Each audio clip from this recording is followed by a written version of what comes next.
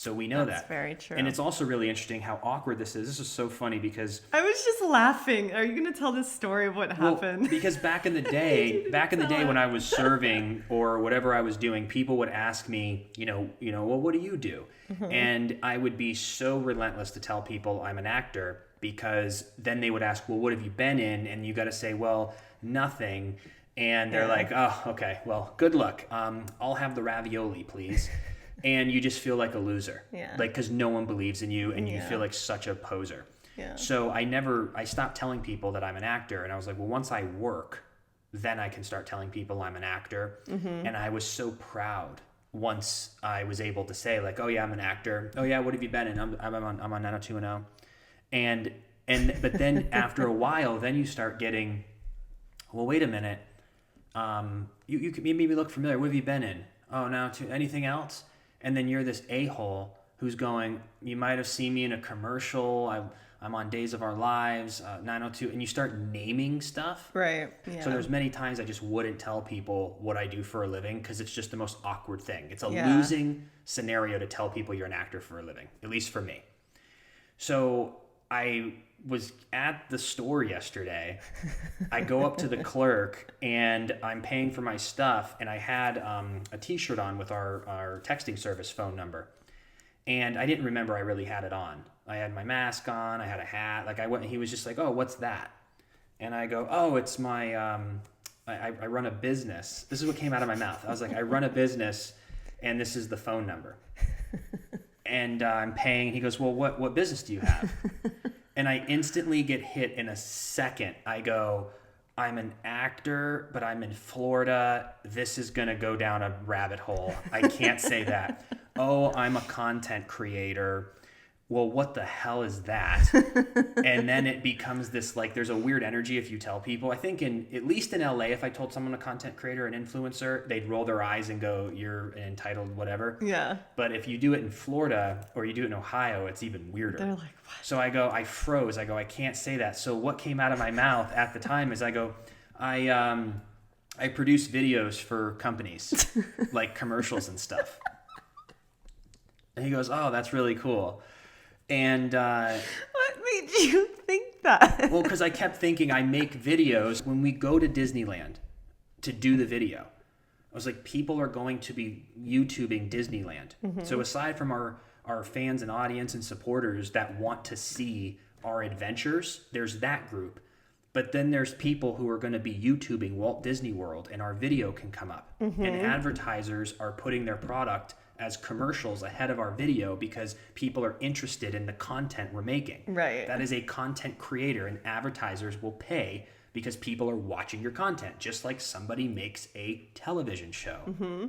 And there's commercials that run on the content, but we don't have a 1,000-person crew. It's just you and I, and but we produce you make the commercials for the company. Yeah. So I just didn't want to explain content creator. I didn't want to go, say all this. So it made me realize, I'm like, when people ask what we do in Florida, I almost don't even know what to say.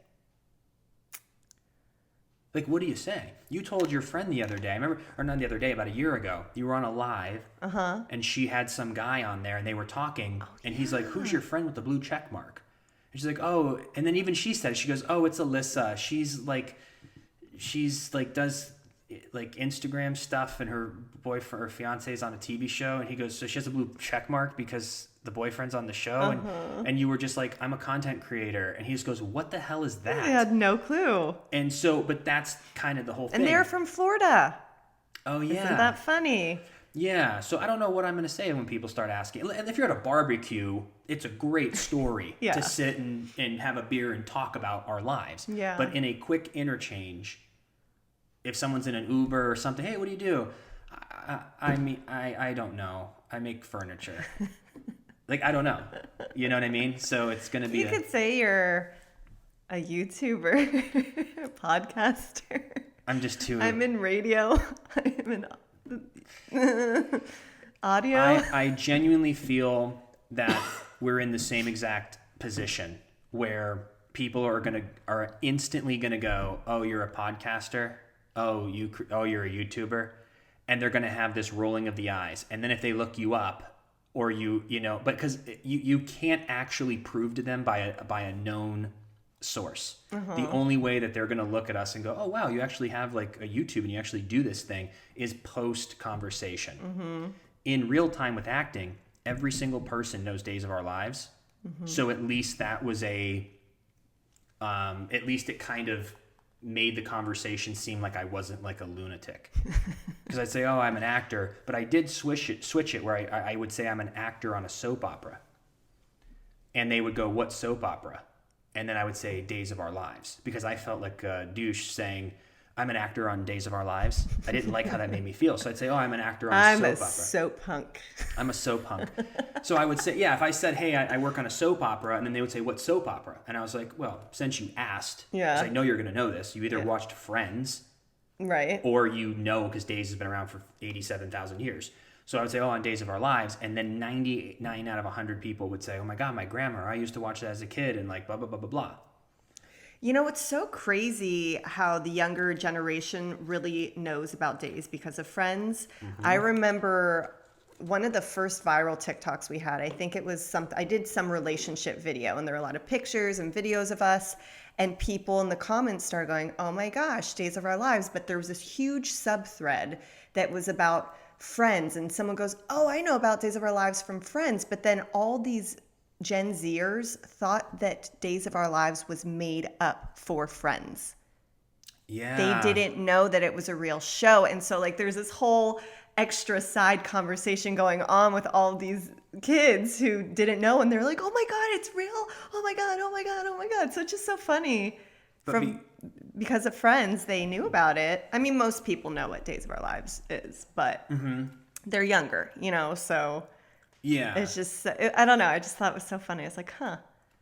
Yeah, it's really interesting, and it's and I even remember one more step of it too. There was a time I used to tell people that I work on a soap opera, and they would ask me, "What do you do on it?" And I would say, "I act on it." And then they would. So it was like I went through all these different iterations of how to tell someone what I do for a living, and at the time, the best thing I got to was, I'm an actor on a soap opera. What soap opera? Days of Our Lives. Oh my God, my grandma used to watch it. That's pretty cool. I was like, yeah, man, well, that's awesome. Hey, tell her you met Sonny. Oh, I will. Like, and that was the end of it. I go, great. So I was perfect. But now, not being on the show. You create commercials for companies. But what do we say now? Because I obviously can't. I don't want to say I'm an actor because I have a funny feeling. I say, well, what do you do? Oh, I'm an actor. Oh, yeah? What have you been in? Well, I worked on Days of Our Lives for 10 years. Oh, and you're acting here? Well, no, I'm creating content here. So you used to be an actor. So you're a former or retired actor? No, I'm an actor still. I'm going to act. I'm just like in a phase of my life where I'm creating. Let's say you work in entertainment. What do you do in entertainment? I work in the content creation branch. Here's my badge. This gets me into the East Wing branch of the content creation. What do you guys think? How can we describe this? Or we just normalize content creation. You just say, yeah. Or you could say you're an entrepreneur. Oh, God. That's the worst. It could mean so many things. The only reason this is a big deal for me is because I felt like a fraud when I felt like a fraud telling people I was an actor before I ever made money acting. Right. I felt like a fraud, and people would look at me and they'd be like, you're a loser. In their minds, you could see it. They're like, you're never going to make it. Yeah. Like, you're a loser and you're not an actor. So I remember that feeling. And then I remember telling people that I'm an actor and what I do. Then I felt like I was bragging. So I had to find, I don't want to feel like a loser, and I don't want to feel like I'm bragging. You know what I mean? It's because it's such an interesting career. There's a lot of like glamour that surrounds it. You know what I'm saying? It's not like you can tell people if you were a doctor, you wouldn't feel like you're bragging. You earned that, you worked really, but there's not that like, there's no levels of doctor. Right. Everyone goes, oh, you're a doctor. Like, people go, oh, doctor. I get it. You either work on feet, you work on nose, you're a doctor. Yeah. There's levels of actors. Yeah. Meaning the guy that I was, that only thing on my resume was a 2-second part in Medium, and I'm an actor. So people instantly go, statistically, when you say you're an actor, they're just like, no, you're not. Right. And then you have to humbly, because then they're going to feel like crap. If you just go, I'm an actor, and they go, oh yeah, what have you been in? I was like, well, for 10 years on Days, and I won an Emmy, holy shit, then they feel stupid.